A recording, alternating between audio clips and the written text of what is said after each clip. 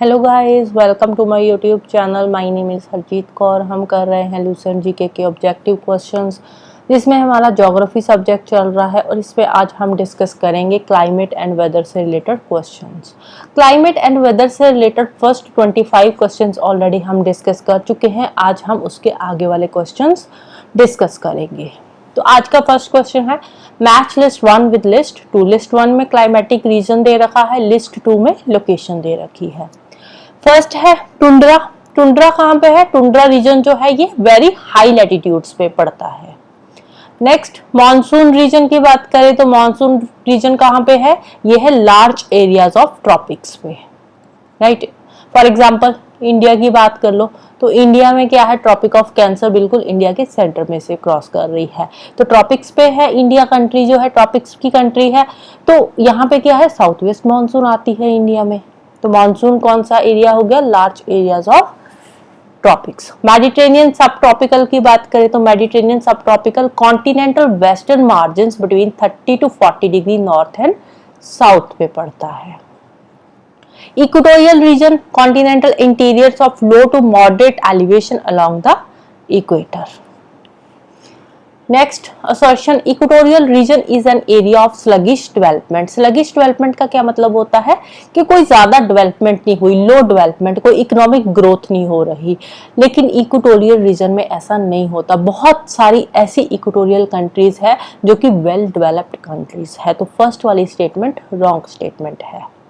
Extreme climatic conditions prevail here. Equatorial region में extreme climatic conditions है। हाँ, extreme climate बोल सकते हैं, एक्सट्रीम क्लाइमेट है, क्योंकि इक्वेटोरियल रीजन में क्या है? जो गर्मी है बहुत ज्यादा गर्मी पड़ती है, तो टेम्परेचर जो है बहुत हाई होता है इक्वेटोरियल रीजन का। तो एक्सट्रीम क्लाइमेटिक कंडीशंस वाला जो स्टेटमेंट है ये राइट स्टेटमेंट है। तो A is false but R is true. Option D आ जाएगा answer. Next, identify the climatic type which has cool summer 10 to 15 degree summer का टेम्परेचर रहता है, कोल्ड विंटर, विंटर में 0 to 5 डिग्री टेम्परेचर रहता है, and rainfall throughout the year. सारा साल बारिश होती है, कोई पर्टिकुलर ड्राई सीजन होता ही नहीं है। तो ये कौन सा रीजन है? ये है DF टाइप। अब देखो ये कुपन्स क्लासिफिकेशन है, तो ये जो कुपन्स क्लासिफिकेशन है ना क्लाइमेटिक रीजन्स की, तो ये आपको याद ही करनी पड़ेगी, राइट। तो इसका कोई कॉन्सेप्ट नहीं है जो मैं आपको बता दूंगी तो आप याद कर लोगे। तो ये एक टेबल है जो आपको खुद को याद करना पड़ेगा, राइट। तो DF वाला देख लेते हैं, ये रही DF, no dry season, severe winters, humid continental type of climate है। Next, match list 1 characteristics with list 2 region. List 1 में क्या है? Cloudiness and heavy precipitation unfavourable for livestock farming. अब देखो हैवी प्रेसिपिटेशन कहाँ पे होती है? इक्वेटोरियल रीजन में होती है, राइट। तो हैवी प्रेसिपिटेशन, क्लाउडीनेस, ये कौन सा रीजन आ जाएगा? ये आ जाएगा equatorial region. Second, westerlies through out the year and mild winters. सारा साल वेस्टर्लीज चलती है, विंटर माइल्ड रहते हैं, बहुत ज्यादा एक्सट्रीम, बहुत ठंड नहीं पड़ती। तो ये कौन सा रीजन है? ये है west European region, orchard farming वाला।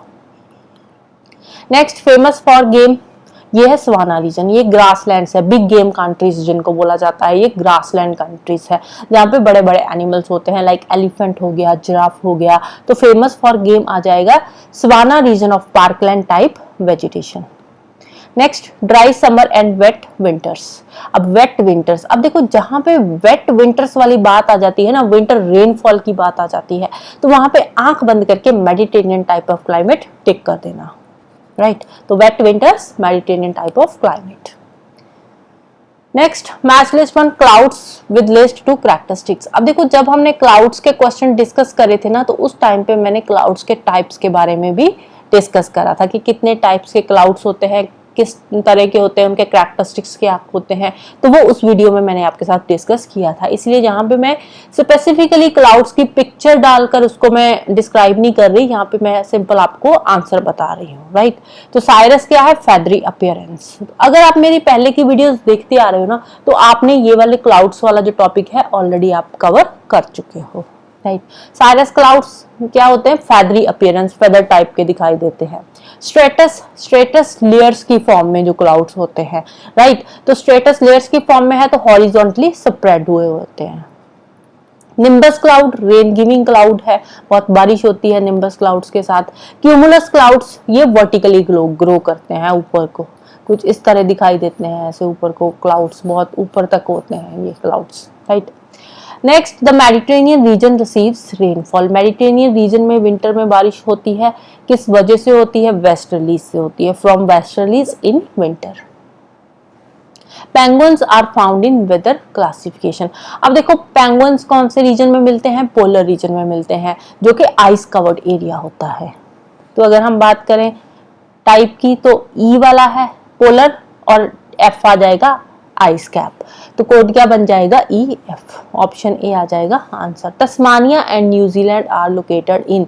तस्मानिया एंड न्यूजीलैंड में कौन सा क्लाइमेट है? West European type of climate है। अब एक बार लोकेशन देख लेते हैं तस्मानिया न्यूजीलैंड की। ये रहा तस्मानिया और ये रहा न्यूजीलैंड, ये रहा वेस्टर्न यूरोप।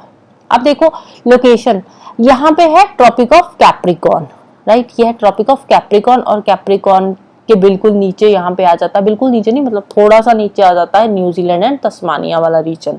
वही हम बात करें इस वेस्टर्न यूरोप की, तो वेस्टर्न यूरोप में क्या है? ये रही ट्रॉपिक ऑफ कैंसर, ठीक है। ट्रॉपिक ऑफ कैंसर के ऊपर आ गया ये वेस्टर्न यूरोप। तो ये जो वेस्टर्न यूरोप और न्यूजीलैंड है ये ऑलमोस्ट सेम लैटिट्यूड पे लाई करते हैं नदर्न एंड सदर्न हेमिस्फीयर में, इसीलिए दोनों का सेम टाइप ऑफ क्लाइमेट है। Next, the equatorial regions receive rainfall throughout the year. Equatorial region में सारा साल बारिश होती है, तो एवरेज एनुअल रेनफॉल वहां पे कितनी होती है? 160 centimetre. The desert of Gobi lies in the classification. Gobi desert कौन सी क्लासिफिकेशन में लाई करता है? ये है BA classification. Which of the following is world's largest desert? Simple सा क्वेश्चन है, लार्जेस्ट डेजर्ट कौन सा है? Sahara desert. Pampas of Argentina are found in. Pampas कौन से रीजन में है? ये है CA टाइप ऑफ क्लाइमेट में। CS climate is found characteristically. CS type of climate कहां पे है? यह है कॉन्टिनेंट के वेस्टर्न मार्जिन्स पे, तो ऑप्शन ए आ जाएगा आंसर। नेक्स्ट असर्शन, दो Britain and Labrador have the same latitudinal location. अब देखो ब्रिटेन और लैब्राडोर सेम लैटिट्यूड्स पे लाई करते हैं, तो लेकिन अगर हम क्लाइमेट की बात करें तो ब्रिटेन का क्लाइमेट है टेम्परेट टाइप का, लैब्राडोर का है कोल्ड क्लाइमेट। ऐसा क्यों है? क्योंकि जो ब्रिटेन है ना, ब्रिटेन के पास है वार्म करंट और वही लैब्राडोर के पास है कोल्ड करंट। इसी की वजह से ब्रिटेन का जो क्लाइमेट है वो है टेम्परेट टाइप का एंड लैब्राडोर का है कोल्ड क्लाइमेट। तो रीजन क्या है? Warm ocean currents cut Britain while cold current flow along the Labrador coast. तो सही है, रीजन भी सही है, स्टेटमेंट असर्शन भी सही है, तो दोनों स्टेटमेंट्स यहाँ पे सही है and R is the correct explanation of A. Option A आ जाएगा answer. Which one of the following region has Mediterranean type of climate? तो मेडिटेरेनियन टाइप ऑफ क्लाइमेट इनमें से किसका है? ये है Cape Town region of South Africa. तो इसी का जब हमने फर्स्ट पार्ट किया था क्लाइमेट एंड वेदर का, जो फर्स्ट पार्ट किया था, तो उसमें भी एक क्वेश्चन आया था, California, South West Australia and Chile तीनों का कौन सा क्लाइमेट है? और उसमें जब मैंने आपको मैप दिखाया था ना, उस मैप में cap Town of South Africa भी मार्क किया हुआ था, वहां पे मैंने बताया भी था कि केप टाउन का भी मेडिटेरेनियन टाइप ऑफ क्लाइमेट है। तो अगर आपने पार्ट 1 वाली वीडियो देखी है तो आपने वो मैप भी देखा है, तो आपको क्लियर हो जाएगा, राइट। तो Cape Town of South Africa का है Mediterranean type of climate. Smog is a combination of, smog नाम से पता चल रहा है, एस समोग एंड समोग का बन जाएगा फोग। स्मोक एंड फोग मिलके क्या बनाते हैं? स्मोक। तो ऑप्शन डी आ जाएगा answer. Next, which one among the following is not an important factor of climate of an area? एक बार आएगा फैक्टर, ये कौन सा है? लैटिट्यूड। लैटिट्यूड की बात करें तो लैटिट्यूड तो इंपॉर्टेंट फैक्टर है जो किसी भी जगह के क्लाइमेट को अफेक्ट करता है। लोअर लैटिट्यूड पे है कोई लोकेशन, हायर लैटिट्यूड्स पे है, उसके अकॉर्डिंग उस जगह का जो टेम्परेचर है, जो क्लाइमेट है, सारी चीजें चेंज होती है। तो लैटिट्यूड एक इंपॉर्टेंट फैक्टर है जो किसी जगह के क्लाइमेट को अफेक्ट करता है। लॉन्गिट्यूड की बात करें, लॉन्गिट्यूड क्लाइमेट को अफेक्ट नहीं करता, राइट। तो ऑप्शन बी आ जाएगा इसका आंसर। डिस्टेंस फ्रॉम सी की बात करें, अब देखो कोई भी जगह अगर सी के पास होगी तो वहां पे एक्सट्रीम क्लाइमेट नहीं होएगा, मतलब ठीक माइल्ड सा क्लाइमेट होएगा, बहुत ज्यादा एक्सट्रीम नहीं होएगा, बहुत ज्यादा गर्मी है या बहुत ज्यादा ठंड है, एक्सट्रीम नहीं होएगा, ठीक ठीक क्लाइमेट होएगा। वहीं अगर हम कॉन्टिनेंट के इंटीरियर्स की बात करें तो वहां पे एक्सट्रीम क्लाइमेट होएगा, क्योंकि कॉन्टिनेंटलिटी का इफेक्ट आ जाता है वहां पे। ऑल्टीट्यूड की बात करें तो जो एरियाज हाई ऑल्टीट्यूड पे होंगे वो बहुत ही ठंडे होंगे, जो लोअर लैटिट्यूड्स पे होंगे वहां का टेम्परेचर थोड़ा, मतलब वो थोड़े गर्म इलाके होंगे जो लोअर लैटिट्यूड्स पे होंगे, हायर लैटिट्यूड्स वाले ठंडे एरियाज होते हैं। नेक्स्ट बात करते हैं climate change resulting in the rise of temperature. अब देखो क्लाइमेट चेंज होएगा, ग्लोबल वार्मिंग बढ़ेगी तो टेम्परेचर भी इंक्रीज होएगा। अब टेम्परेचर इंक्रीज होएगा तो उसका बेनिफिट कौन सी कंट्रीज को होएगा? अब क्लाइमेट चेंज का जब टेम्परेचर राइज होता है तो उसका बेनिफिट उन कंट्रीज को होएगा जो ऑलरेडी ठंडे देश है, उनको ज्यादा फायदा होएगा। अगर हम बात करें साउथ अफ्रीका की, साउथ अफ्रीका में ऑलरेडी इतनी ज्यादा गर्मी पड़ती है और ज्यादा टेम्परेचर बढ़ेगा तो उसको कोई फायदा नहीं होएगा, नुकसान ही होएगा। ईस्ट इंडीज आइलैंड, जावा, सुमात्रा, बोर्नियो की बात करें तो ये तो ऑलरेडी इक्वेटर पे पड़ते हैं, यहाँ पे तो पहले टेम्परेचर इतना ज्यादा है, तो यहाँ पे टेम्परेचर और बढ़ेगा तो इनको कोई फायदा होने वाला नहीं है। साउथ अमेरिका के वेस्टर्न कोस्ट की बात करें तो यहाँ पे भी ऑलरेडी टेम्परेचर ज्यादा है और टेम्परेचर बढ़ेगा तो नुकसान ही होएगा। रशिया एंड नदर्न यूरोप की बात करें तो रशिया एंड नदर्न यूरोप ये कहाँ पे आ जाते हैं? पोल्स पे आ जाते हैं, पोलर एरियाज में आ जाते हैं। तो यहाँ पे अगर टेम्परेचर इंक्रीज होएगा तो यहाँ पे जो एक्सट्रीम विंटर्स है ना वो थोड़े से माइल्ड हो जाएंगे, राइट? तो इनको बेनिफिट होएगा टेम्परेचर राइज होने का।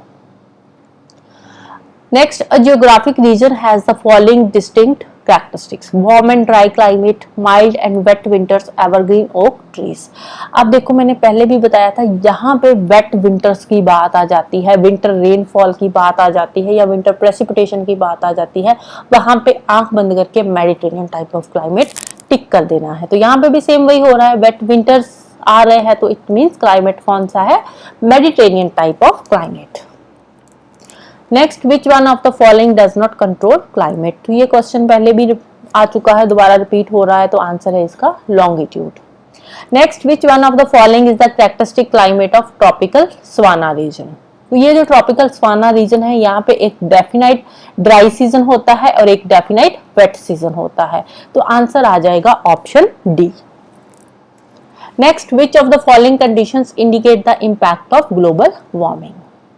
देखो ग्लोबल वार्मिंग हो रही है, टेम्परेचर इंक्रीज हो रहा है, टेम्परेचर इंक्रीज होएगा तो ग्लेशियर्स मेल्ट होएंगे, ग्लेशियर मेल्ट होएंगे, सी लेवल राइज होएगा। एक तो ग्लेशियर्स मेल्ट होने से उसका पानी सी में जाएगा, दूसरा क्या है, जब टेम्परेचर इंक्रीज होता है तो जो वाटर है वाटर लेवल भी इंक्रीज हो जाता है, राइट? तो वाटर अब सी लेवल राइज होएगा ही, क्योंकि वाटर जो है टेम्परेचर इंक्रीज होएगा तो वाटर लेवल भी बढ़ जाएगा। वेदर कंडीशंस में चेंजेस आएगी, अब एकदम से टेम्परेचर बढ़ेगा तो क्लाइमेट भी चेंज होएगा, वेदर कंडीशंस में चेंजेस आएगी तो ओवरऑल ग्लोबल टेम्परेचर भी बढ़ेगा। तो यहाँ पे चारों की चारों स्टेटमेंट्स ही राइट है रिगार्डिंग द ग्लोबल वार्मिंग।